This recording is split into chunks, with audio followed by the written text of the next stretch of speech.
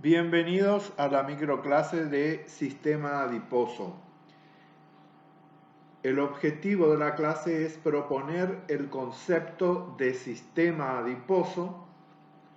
Si nosotros repasamos el concepto de sistema corporal, vamos a decir que un sistema es un conjunto de órganos y estructuras morfofuncionales que trabajan de manera coordinada para cumplir funciones fisiológicas comunes y complejas en un ser vivo, como serían la circulación, la respiración o la digestión. Vamos a aprovechar esta microclase para aclarar que nosotros designamos sistema corporal y no aparato corporal como van a encontrar en otros textos referidos a la temática. Para nosotros son todos sistemas, no son aparatos, porque la palabra aparato refiere a una concepción antigua del cuerpo humano en la historia de la biología que comparaba al cuerpo humano con una máquina. Ahora aceptamos el concepto de sistema. Nosotros adoptamos ese concepto desde la teoría general de sistemas.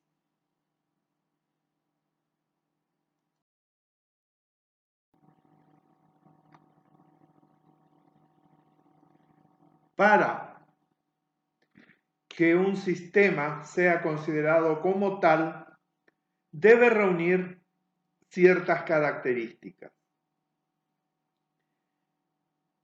Esas características o aspectos fundamentales de un sistema son que sean estructuras morfofuncionales organizadas, o sea, que tengan características morfofuncionales comunes todas las estructuras que forman ese sistema. Ustedes habrán leído que los sistemas tienen órganos, tienen tejidos. Otra característica es que desarrollan procesos morfofuncionales propios. Es decir, que hay una unidad entre estructura y función que tienen unas características peculiares que son propias a ese sistema y que no se ven en otros sistemas. Tiene que haber una interacción para realizar sus funciones, es decir, todos los órganos que constituyen un sistema, todos los órganos y tejidos que constituyen un sistema deben trabajar de manera integrada. Incluso, no solo dentro del sistema, sino a veces hay sistemas que interactúan con otros para mejorar todos los procesos morfofuncionales del cuerpo humano y llegar a una homeostasia. Asimismo, hay órganos que integran dos sistemas, por ejemplo, el páncreas. El páncreas, vamos a tener un páncreas, una parte del páncreas cuando veamos sistema digestivo, y vamos a tener lo que se denomina el páncreas endocrino, que cuando veamos sistema endocrino vamos a ver cuáles son las funciones de las hormonas que libera el páncreas. La otra característica es que debe haber coherencia entre estructuras y procesos. Es decir, las características macro y microscópicas van a determinar la función. Es decir, un sistema va a estar constituido macro y microscópicamente, dijimos por órganos, tejidos, y de acuerdo a esa estructura van a cumplir una determinada función. A eso lo denominamos coherencia entre estructuras y procesos. Ahora veamos entonces estas características en el sistema adiposo. Tenemos estructuras morfofuncionales organizadas y que desarrollan procesos morfofuncionales propios. Esas serían las dos características que vamos a ver primero en el sistema adiposo. Como ustedes habrán leído en los libros recomendados, el sistema adiposo se diferenciaría en dos grandes órganos. Lo que se denomina tejido adiposo blanco y el que se denomina tejido adiposo marrón o pardo. El tejido adiposo blanco, entre muchas otras funciones, almacena reservas energéticas en forma de lípidos. El tejido adiposo pardo, la función principal sería la oxidación de lípidos para producir calor. Entonces ustedes ven dos órganos bien diferentes y tejidos que serían estructuras morfofuncionales organizadas. Volvemos a repetir tejido adiposo blanco y tejido adiposo pardo, y que desarrollan procesos morfofuncionales propios. Y pusimos como ejemplo esos dos. Ustedes saben que en realidad el tejido adiposo blanco y pardo cumplen muchas otras funciones, pero en este caso dimos como ejemplo de desarrollo de procesos morfofuncionales propios que el blanco almacena las reservas energéticas en forma de lípidos, mientras que el pardo, la función propia es la oxidación de lípidos para producir calor. A su vez, el sistema adiposo tiene diferentes depósitos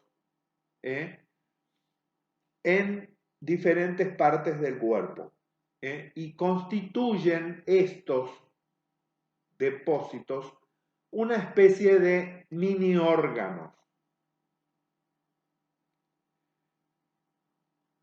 Cada uno de estos mini órganos a su vez es complejo y está integrado por distintas células, porque no solamente van a existir dentro del sistema adiposo las células propias del tejido adiposo blanco y del tejido adiposo pardo, sino van a existir otras células, incluso entre esas dos células puede haber una transdiferenciación. Entonces, todas estas células del sistema adiposo, además de las mencionadas, tienen diferentes funciones y variaciones, inclusive en su expresión génica, como en su respuesta a hormonas. Por ejemplo, el tejido adiposo, el subcutáneo, que sería una especie de mini órgano, el subcutáneo de muslos, responde a hormonas sexuales específicamente. Sin embargo, el mini órgano, el depósito de tejido adiposo en cuello, espalda alta y abdomen, responde a corticoides. Entonces, fíjense la diferencia de esos mini órganos, incluso no solo en su expresión génica, en su distribución, sino en la respuesta a hormonas. En cuanto a la otra, la interacción para realizar sus funciones, las otras dos características que dijimos, interacción para realizar sus funciones y coherencia entre estructuras y procesos. Vamos a ver que esas características biológicas, microscópicas, macroscópicas, que vimos entre el tejido adiposo blanco y pardo son con fines didácticos únicamente. En realidad, in vivo, esta realidad de esos dos tejidos es mucho más compleja, porque hay una interacción entre esos dos grandes órganos del sistema adiposo, que son el tejido adiposo blanco y el tejido adiposo pardo, que están íntimamente asociadas entre sí. Esos órganos están íntimamente asociados entre sí. Incluso volvemos a mencionar la transdiferenciación otra vez. Incluso en la fisiopatología, por ejemplo, el mal funcionamiento de cualquiera de estos dos órganos altera la función del otro gran órgano y genera un círculo vicioso. Habíamos mencionado también que el tejido adiposo, ustedes lo habían leído anteriormente en el libro recomendado, que el tejido adiposo se considera como un órgano endocrino. O sea, la primera teoría fue que en realidad el tejido adiposo no es más tejido, sino es órgano, y nosotros ahora decimos que es un sistema en realidad.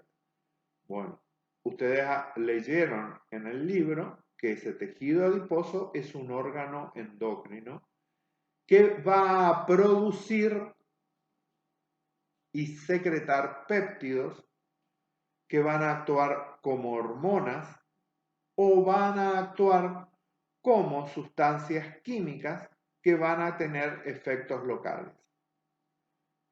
De manera de con dos procesos que mencionamos en la microclase anterior, que son el parácrino y el autócrino.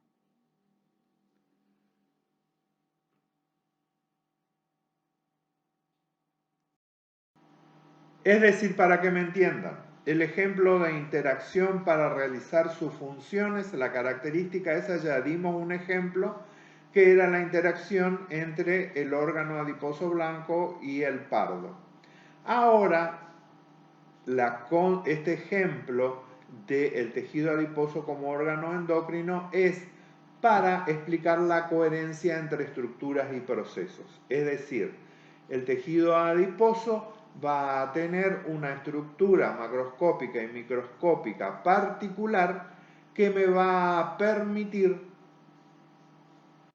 que realice determinados procesos morfofuncionales o determinadas funciones, que en este caso sería la liberación de hormonas sistémicas o locales. Y ustedes fíjense a su vez que va a tener interacción a través de las hormonas que libera y de las citocinas con otros órganos o sistemas del cuerpo humano. O sea, porque va a ejercer acciones en el sistema nervioso central, en el músculo, el hígado y el hueso, entre otros tejidos, órganos o sistemas corporales.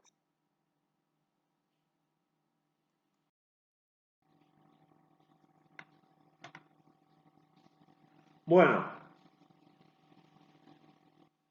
¿por qué es tan importante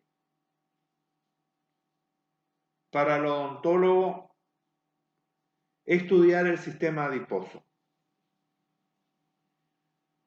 Porque la evidencia científica, es decir, cuál es el significado e impacto clínico odontológico que tiene el sistema adiposo.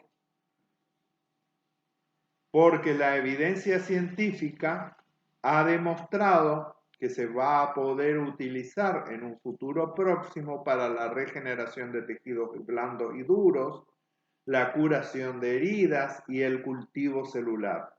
Es decir, se están haciendo investigaciones al respecto donde se ha demostrado que las células madres derivadas del tejido adiposo presentan un alto potencial de diferenciación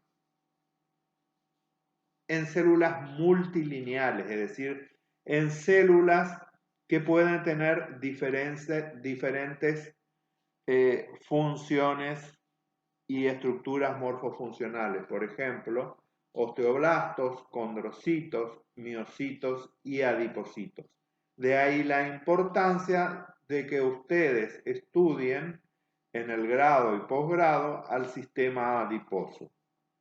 En cuanto a los desequilibrios homeostáticos, el que ustedes conocen en particular del sistema adiposo sería la obesidad, y también vamos a mencionar al síndrome metabólico, que lo van a ver a ambos cuando lleguen a la clínica, específicamente el área disciplinar semiología se encarga del estudio de estas dos patologías.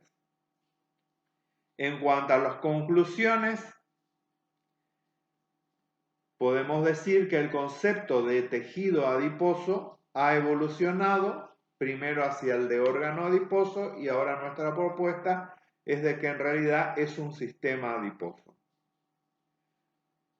Esto fue evolucionando a medida que se fueron identificando con proyectos de investigación diferentes tipos de adipocitos, que a su vez se regulan mutuamente y que volvemos a poner la palabra en el centro de transdiferenciación, y que esa transdiferenciación va a depender de diversos factores. Estas células no solamente van a intervenir en la homeostasia metabólica sistémica, sino en muchas otras funciones, y recuerden el concepto de microórganos, por ejemplo el microórgano de la glándula mamaria, el del hígado, que van a tener, se caracterizan por adipocitos que adquieren un alto grado de especialización. Con respecto a las dudas que tengan de la temática, me está sorprendiendo que todavía nadie haya preguntado sobre dudas que han tenido sobre el tema homeostasia. En este caso, las dudas sobre sistema adiposo las van a encontrar en el foro que se encuentra dentro de la unidad temática 1, cuerpo humano, dudas sobre sistema adiposo. Así que vuelvo a insistir, es muy importante las preguntas y la interacción. Recuerden que estos son temas del primer parcial, o sea, temas que entran en el parcial. Así que, por favor, les pedimos que todas las dudas que tengan las puedan realizar a través del foro respectivo. Muchas gracias por la atención y hasta la próxima microclase.